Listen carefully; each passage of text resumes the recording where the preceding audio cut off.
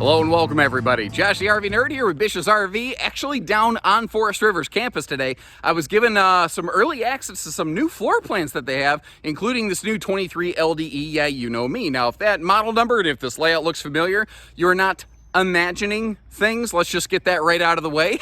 But what they did here is they took just a dynamite floor plan, an absolute nailed it kind of floor plan for couples camping. This thing weighs, it's a little bit lighter than the other things you might have seen out there, about 5,700 pounds, and still has about 2,000 pounds of cargo capacity, which is very respectable, and it's under 29 feet long. Those are some really good criteria if what you're looking for is potential half-ton towability. Now, what this thing's doing right here is it gives us a sofa straight across from the entertainment center and a little bit of campsite window coverage that so many smaller couples campers lack. Like, unless you get 35 feet with opposing slides. This year, they significantly improved their freshwater capacity. Tankless on-demand water heater now. They've improved their solar package a little bit. Also, gave it a little bit of a facelift inside and out, which should make this RV actually a little bit more capable for comfortable camping in hot climates with that polar white exterior versus the dark gray skin that they had since like 2016. All power corner jacks and closed heated belly on these. Ladder prepped. They got rid of the rear camera, and they went with a full observation camera suite. So you can potentially do a little bit more with it now than they really had just sort of pigeonholed into in the past. Really good awning coverage on this one, and every brand does a little bit differently. They just standardized the big stable steps all the way around. Some people like them, some people don't. If you're a fan, you might like this RV. It's got some awesome points. It's got some drawbacks. Like right now, it is a camp queen, but they have heard what you folks have said, wanting true queens, and they have at least sized the bedroom to be able to accommodate a true queen and still be able to walk around it. So they're getting a step closer, and as we go, I'd love to hear what you think about this new model. Where'd they nail it? Where'd they fail it? And if you like how we show you the good with the bad, crack that subscribe button. Let's get rolling. Now, overall, this layout really solves for a lot of problems that a lot of other couples campers,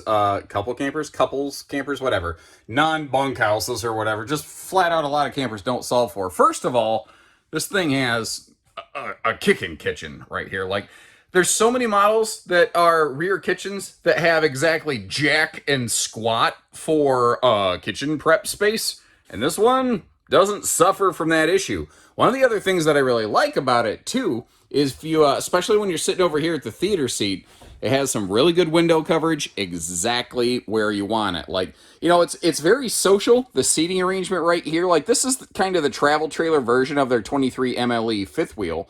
But it puts you sitting here visiting with people and enjoying looking out at your campsite. And we still have a very direct view of our entertainment center right here. Now, just like its fifth wheel sister, that is a swing arm TV mount. But again, one of the things I would like to see is instead of the TV swinging left to right, which I don't know that it really needs to, I would actually like to see the exact same TV mount used and just swing up and down so that you could drop that TV down in, you know, a rolled over, flip it and reverse it kind of backwards televator. So that, you know, if you wanted to have more of a no-neck wrecker entertainment center, you definitely could. Now, these are only 6.5 foot tall inside, but that's pretty industry standard. Thankfully, the skylight in the shower is going to allow me to stand in there where I really need to. And you have a standard 15,000 BTU air conditioner in these, which is really, really nice. The entry door window and the bedroom door window are both shade prepped and ready. Shade's not included from the factory. I would definitely do something to give myself some privacy, at least in the bedroom, but that's just me. I do really like the location of those power outlets over there on the left, right down by the countertop level. That is Appliance Central City right there, folks. I think that was a really good, smart point of execution. Now, I don't know which way to go on this. The obviously, their engineers seem to be of the impression that grease only splatters backwards, so we'll need to come up with some level of side splash methodology if you're going to be cooking bacon in here. Although later, you'll see, depending on what you feel like doing, you can kind of repurpose the sink cover to be a little bit of a side splash, frankly, fairly easily. Now, what's kind of cool about this, it's actually an L kitchen. Part of the kitchen wraps around into the slide out itself. That's where you have that big pantry. your big refrigerator. And that's kind of the secret and the sauce of this floor plan. They take those big appliances and they get them out of the way.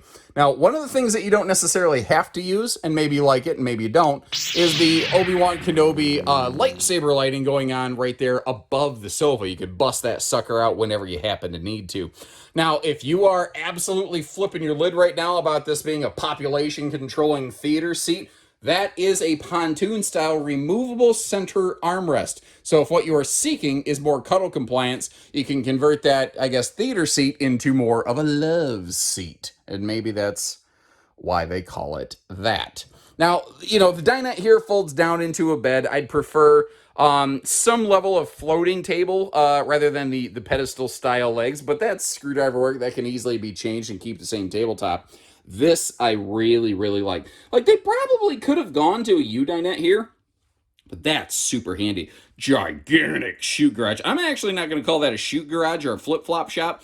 I'm going to call that a boot barn, baby. That is a big old sucker with all kinds of drawers right when you walk in the door. So there's already a couple dedicated kitchen drawers, but just, a couple more never hurt. Now, this floor plan is organically carpetless, and it is also ventless flooring, which is really great. Some of your Alpha and Arctics are still using a measure of carpet in the slide. Some people like the warmth on their toes. Some people just don't.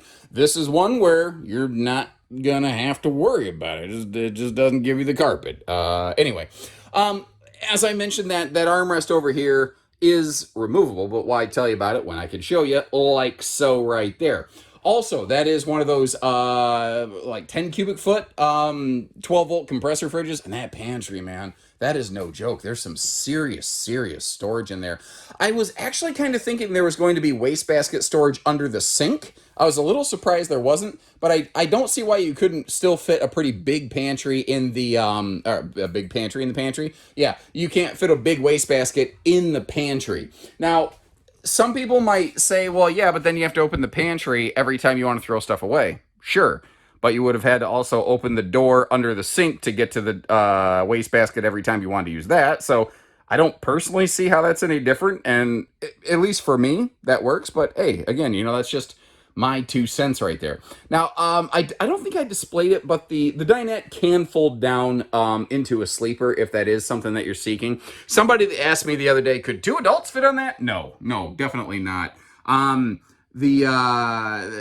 is definitely made for big dogs and smaller kids is my estimation there. Now, we got a big old blank wall, and anytime I see a wall, I think, how would we decorate that? And I always know the absolute perfect way to do it. But, that's just me. So far, my wife has overruled that. She actually said if I ever tried it, we'd have some divorce papers waiting. And so I like to push boundaries and push buttons, as you may have estimated, but I'm not ever going to get that lucky again. She is absolutely one of the best things that ever happened to me, and I'm not going to ruin that opportunity. Moving on, though. Over here in the bathroom, I love how they really gave us some nice counter space over there on the left. That is extremely useful. And over here, one thing I will say, I like to ask you where they nail it and where they fail it. I'm going to volunteer. This is an area where they absolutely screwed the pooch. So if you're right-handed, oh, buddy, it's awesome. But if you're left-handed, this is borderline unusable. And literally all it would take is just angling that toilet a little more into the room. Now, a lot of this little nitpick feedback that I've had, I actually went through all these campers with the brand manager of Alpha Wolf and Arctic Wolf this morning, and he's aware of everything I've said, but that's just my nerdy opinion. Anytime I'm asking you input on this, I'd like to get that to you so that the folks down here at this factory can actually see it themselves. Because I think that, getting feedback themselves is far more useful than just me blabbing about it. Now, again, 6.5 foot tall. I definitely have to have my head in the bubble on this one. But a couple new additions this year. They gave us the clothes drying rack over there in the shower. I had acted like it was a chin-up bar in one of my videos. Don't try to do chin-ups on that. It's definitely not what it's made for. And instead of the same shower that everybody gives you, This is the #1 replacement shower head on Amazon, and I like how they call it no more wimpy showers. It increases water pressure. Basically, it has a little bit of a choke point that just artificially creates a little bit heavier, harder spray against you, and I like that. I'm a person that likes really high water pressure. At my house, we have more of like a rain style shower, and it's nice to just stand there and relax, but man, there's something about having that hot water just blasting you like a fire hose that, I don't know, it works for me. I like it. Now, I mentioned they don't include a privacy shade here in the bathroom. That is something that I would personally really like to see. I do want to point out, though, I'm not going to call it like, a closet, but they do have a little kind of coat hanging pocket sort of just built into the wall here around the corner in the bathroom. Being that it's right next to that bedroom entry door, I think that could make a handy little jacket hanger kind of spot. And if you don't want people to walk in on you, if you're feeling weird about it, flip that red switch. That is a deadbolt. That will give you privacy. Now, both sides of the bed have household and USB outlets, but they've accomplished it differently on different sides of the bed. Because over here, this big old brick is a single point inverter, which is kind of cool.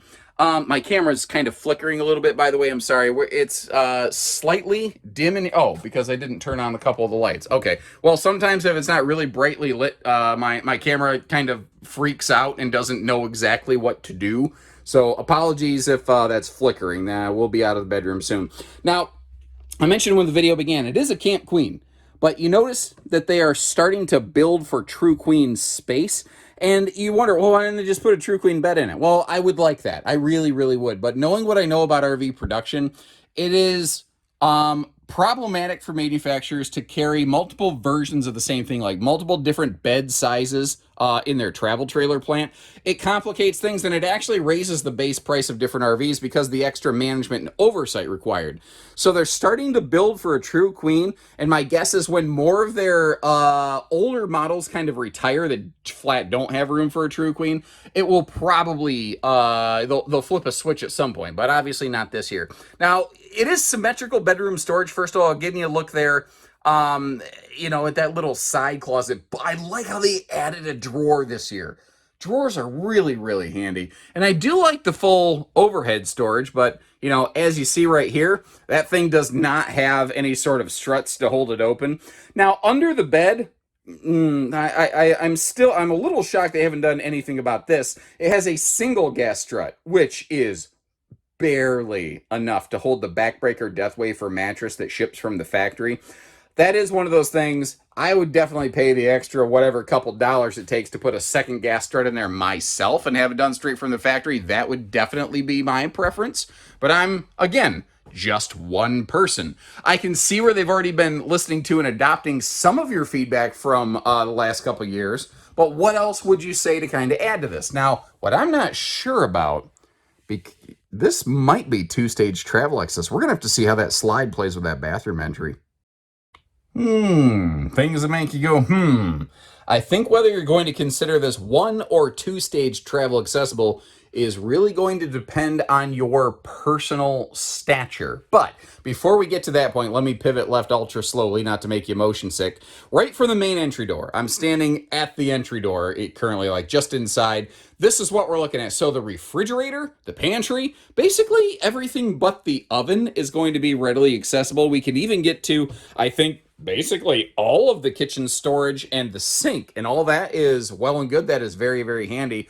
Also, with the dinette built in the main body of the slide, if you want to stop and have a travel snack or something like that, this one is very capable, because when seating is in the slide, no manufacturer really tests on if it's okay or not to do that. And I wasn't sure, and I tell you what, if I was any bigger than I was, that could have really been a problem. But at my size and stature, I was able to just kind of jelly belly my way through there. So again, whether this is one or two-stage travel accessible really depends on your personal size. And I just hope you appreciate that we take the extra time to, do my own stunts and put my body on the line for your benefit, folks. Now, generally speaking, I do consider this half-ton towable, but that always comes with a caveat of what half-ton are we talking about, what are its capacities, and where are you taking it? Because there's no single way to guarantee, like if you're going to go through higher elevations and mountains, you may want a 3/4 for this. But I think especially for like flat land casual towing. Half ton's probably going to get it done with a decent tow package on it. You know, 29 foot long, fits nicely into most state parks as well, which is really cool. Now, the whole exterior of this thing has obviously seen a pretty significant facelift. That polar white exterior on this has really kind of lightened and freshened everything up, which I think is cool. Now, something that you can't easily see because it's ladder prepped but doesn't include a ladder is up on the roof. It has a 100-watt solar panel, but it does have a 30-amp charge controller, and they're using 10-gauge wiring. And what all of that means basically in English is that if you wanted to add, say, an additional 300 watts of solar to this RV, you absolutely could without needing to rip copper and rewire stuff, which is kind of nice. You know, they give you a battery tending solar package by default, but something you could build on depending on what you're going to want to do with it. And with that new 81-gallon fresh tank, if you are looking to do some boondock off-grid camping, she's definitely more capable than she used to be. Now, the battery disconnect, it's nice that they have one. I would have really liked to see it mounted up, I don't know, like a foot higher, just to get it away from shifting cargo. That's just one of those things that I kind of look for as a person who's seen silly breakages come in on used RVs that shouldn't need that for service, but did because of factory placement. That's just one of those things I pay attention to. Now, they've gone to tankless on-demand water heater, and right here you have your black tank hookup as well as a full hot-cold outside utility shower above the stink pickle depository. That is our bathroom black and gray outlet. But as we moonwalk back here like Michael Jackson, you'll see near the rear kitchen area at the bottom, there is an additional sewer outlet point for the rear kitchen gray tank. So it is a little bit of a two-headed sewer monster. I'd be kind of curious. Like, I think people would prefer it come out of one location, but leave me a note. Is that a deal breaker for you? And, you know, I respect it. I get it. Now, upper right corner, you see that bracket. She's prepped and ready for a backup camera. And on the back here, backup. I've done that so many times. It's prepped and ready for a telescopic ladder, not a backup camera. Although, now that I say that, it actually is prepped and ready for a backup camera. When I'm doing these videos, I try to, you know, I'm trying to think of the next thing that I'm going to say as I'm already saying one thing. And every now and then my brain goes, stop, collaborate, listen, reset, and like it gets all stupidly jumbled up. So there you have it. Now the cargo rack on the back of this, these typically have a 200 to 250 pound rating. Let me double check the little warning sticker that they have in here. So they're using a 200 pound variety. The reason I want to mention that is it's 200 pounds before the spare tire is applied. So that's something you're going to want to kind of keep in mind on these. You know, that does make it handy though, like if you have some bikes, some totes, maybe a small portable generator is something you could put back there. But keep in mind, the more weight you put dead on the tail behind the axles like that, the worse this thing's going to tow. So try not to put more back there than you can really help. The awning, the tongue jack, the corner stabilizers, everything in this is push button, simple power, and easy, by the way, which is really nice. And I love that big awning. They really nail that, encompassing both entry doors, especially considering they went with the double stable steps, which can eat into some of your patio awning space. But by putting those on opposite ends of the awning and kind of creating like a picnic table corral in the middle, I think this one works. I think it works pretty nicely. Oh, and by the way, the underbelly is enclosed. It is forced air heated, and I am getting dive bombed by what is this random bug flying across the camera? Now, if you're curious about where we have one of these parked and or what we're asking for it, or if you'd like to see who else builds something like this, like Freedom Express, Grand Design, both have some really good similar size rear kitchens with some decent half-ton towability. Check those links in the description. I've got a bunch of stuff listed there for you, and if I forget something, leave me a note, let me know, and I'll do my best to fill in the blanks. So short of that, take care, stay safe, have fun, and happy camping, everyone.